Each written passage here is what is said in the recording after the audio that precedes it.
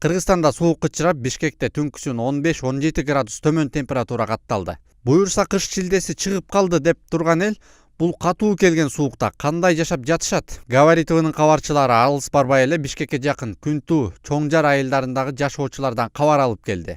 Кызыгы, шаардан болгону 12 чакырым турган Чоңжар айылынын 200 түтүн жашаган Темирбеков Болоталуу көчөсүндөгү 30 жылдан бери электр мамычылары орнотулуп, чубалгылары тартылбай, эл эптеп бакан менен зым тартып жашап жатышыптыр. Ал эми могу свет эң оор нерсе экен да.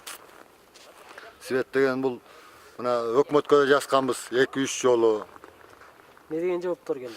Жооптор келгенде эмне районго жиберет, Чүй областной эмесине жиберди.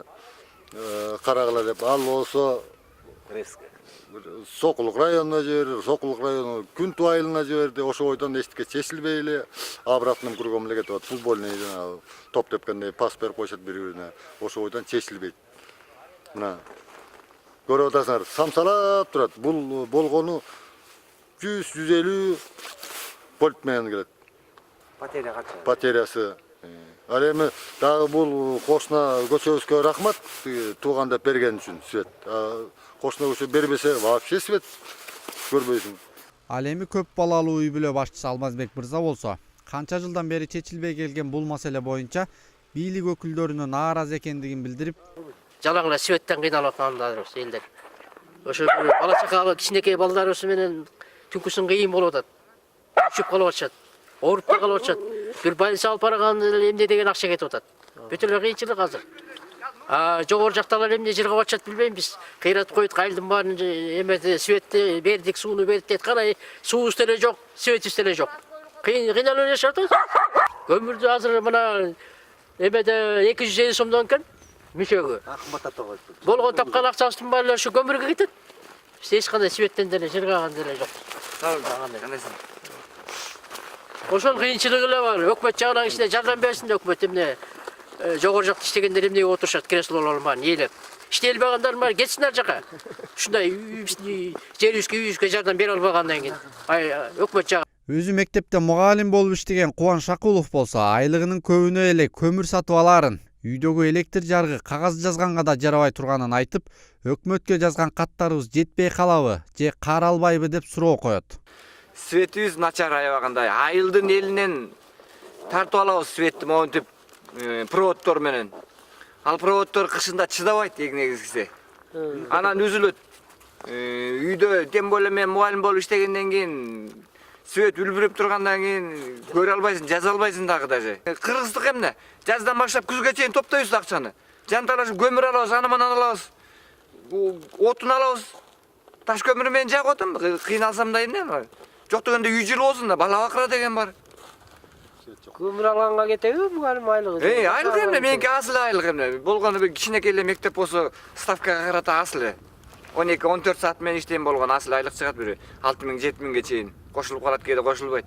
Анын көмүргө эле кетет бой. Мен 3-4-5 тонна алсам 20-30 миң сом төлөшүм керек. Азыр көмүрдүн ценасы канча болуп атат, өзүңөр деле билесиңер. Ошо айтарым. Север электриде башка жакта иштеген акимден, айыл өкмөтүнөн жардам сурап эле атабыз. Ошондон бери келет мына ушул көчөдө элдер кыйналдык негизи аябагандай. Ушул айылда өмүр бою күн кечирип келе жаткан Элмира апа болсо, быйылкы кышка деп 6,5 тонна көмүр алганын, көмүрдүн сапатсыздыгынан улам күнү түнү от жагып отурганын айтып, кышкы суукта көмүр отуну жок, электрдин арзыбаган күчүнө жылынып отурган кошуналарын аяп кетти. Быйыл 6,5 тонна алдык мына. Калган. Тап жок болсо анан кийин жага бересиң да кеч келечи. Табы жок, кечке жагып атабыз, эмне? Түнү менен да жагасыз. Түнү менен балдар ушүйт, потому что отопление биякта паровойда. Анан балдар ушүйсүн деп жагабыз, жанталашып түнү менен күнү менен. Суукту карабайсың кандай болот. Дагы суук келип атат дейт. Билбейм кандай кылып жагабыз, табы жок болсо. То жаксан күйүп кетет, то. Свети жокторунан аяктарда турушат, бала бакыралар. Аларга кыйын эле болот азыр. Билбейм, эмне кантип жашашат, кыштан кантип жагат. Эми катуу суук келип атса билбейм эмне болот. Алардан да коркуп отурабыз биз. Көп эле үй бүлөлөр ушинтип жашачат. Могу жерде да бир бала бар, анында вообще эле свети дагы нормальный эмес. Печка вообще жок, билбейм алар кандай жашат свет өчүп калса. Бир баласы бар, келинчегим. 2806 сом алам. Тетиги уйдун сүтүн сатабыз. Анан бала бакыра иштейт, келин иштейт, ошону мен эптеп 3 бала небере бар. 2 окуйт, бирөө жанагы үйдө. Ошо эчтеке деле мындай өкмөттөн жардам сураштагы 7% эме беребиз дейт. Кредит. Ал бизге тийбейт. Райондон өтүгөн атал 7% жөн эле эме экен да. Тийбейт. Ошо алал десек. Эптеп кыш чыгабыз го. Кыштын кыраан суугунда чүй боорундагы элдин күнү ушундай. Анда сууктун күчү 40 градустан төмөн болуп жаткан Суу Самыр, Ат башы, Чаткал райондорунун элдеринин абалы кантип экен? Өкмөт элден кабар алышы абзел.